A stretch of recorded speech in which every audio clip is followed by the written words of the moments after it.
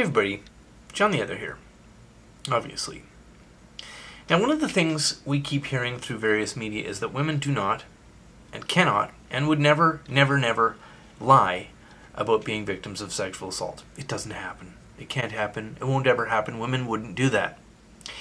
Now if you buy into the populist rhetoric surrounding sexual assault and the so-called rape culture that we are supposed to pretend is real, you might be familiar with some of the talking points.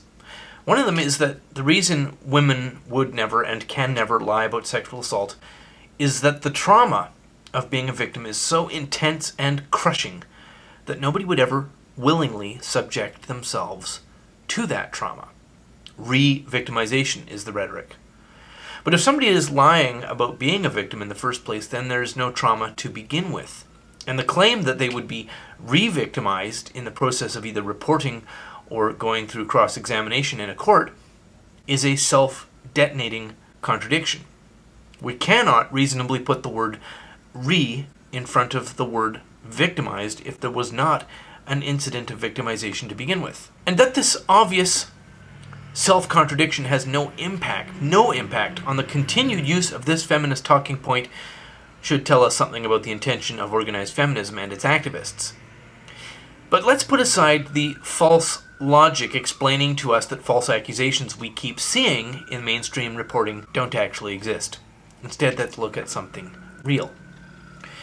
One of the more common reasons to make a false accusation of sexual assault is that it is a career move. What victims, advocates, and feminist legal activists don't like to talk about is that, quote, victims enjoy the status of being celebrities in the mainstream media. This is not limited to the world of feminist activism. Victims are also celebrities in leftist political commentary and in the university activist world and in the tax-funded nonprofit sector. And this victim celebrity status persists even after so-called victims are exposed as fakers. Fraudsters and moral panic political hustlers are celebrated as heroic figures, especially in Canada where I live, even after they've been exposed as the lying grifters that they sometimes are. Victimhood, or at least the public fantasy of victimhood, is now an established path to career.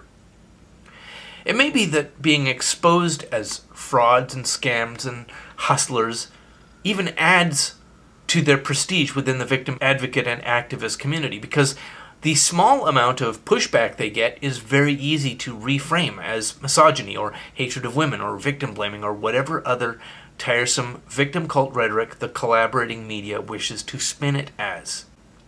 Now when I say collaborating media, I mean nominal journalists who routinely repudiate the findings of Canadian courts, and journalists who indulge in a fantasy pretending that known fraudsters are victims and pretending that legally exonerated Canadian citizens are factually guilty.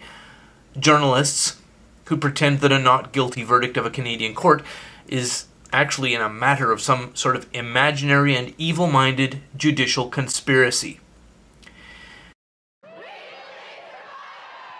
Now in Canada there have been a number of high-profile false accusations in media in the last couple of years. The most famous of these was against a Canadian broadcaster who fell victim to a collaboration between at least 15 false accusers and a handful of cooperative journalists. Lucy Ducoteur, one of the accusers, even bragged of this conspiracy in an interview in Toronto Life magazine.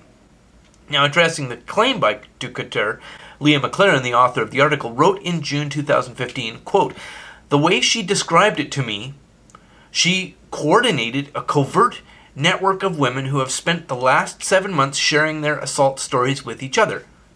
The quote is in the article linked in the low bar. Lucy Ducouteur's ambition was to become for sexual assault what David Beckham was to Armani underwear. Those are her words. Unfortunately for Ducouteur, Beckham was better looking. Additionally, Beckham was not faking it with that whole elite athlete and international soccer star business, in contrast to Ducouteur, who was found during her victim's trial to be a fake victim. Another high-profile false accusation was against a celebrated university department head in British Columbia. The accuser of this professor segued quite neatly into the accused professor's job at the University of British Columbia. Correction, Annabelle Lyon was not the accuser. Rather, she collaborated with the accuser to have this professor thrown into a psychiatric ward when he was in the United States and far from anyone who might support him. Then she moved into his job at UBC. Although he was investigated by a retired Canadian judge, found not to be guilty, and not even charged with a crime, he was still fired. Another false accusation was a Canadian PhD student accused by a fellow student. And I'm not mentioning the names of these falsely accused men because they've already been sufficiently brutalized, career terminated, and had their identities stolen by fraudsters. And while you probably already know many of these names, what you probably don't know is that many of the accusers giving interviews and being celebrated as heroic victims in the media in these high-profile cases are connected to one another as colleagues. Glenys Kirchmeier is one of the founders of a victims advocate organization called Silence is Violence. She is a former UBC student. Kirchmeier herself has never claimed to be a victim of sexual assault, but she is a collaborator with the false accuser Mandy Gray, who is a Silence is Violence co-founder. They have each filed human rights complaints against their respective universities, but the purpose of this discussion is not to impugn the character of any collection of collaborating fraudsters or political opportunist, upwardly mobile scam artists. The point is that in many cases, false accusations of sexual assault are done as a matter of career path, and the destruction visited onto those who are falsely accused is just a side effect.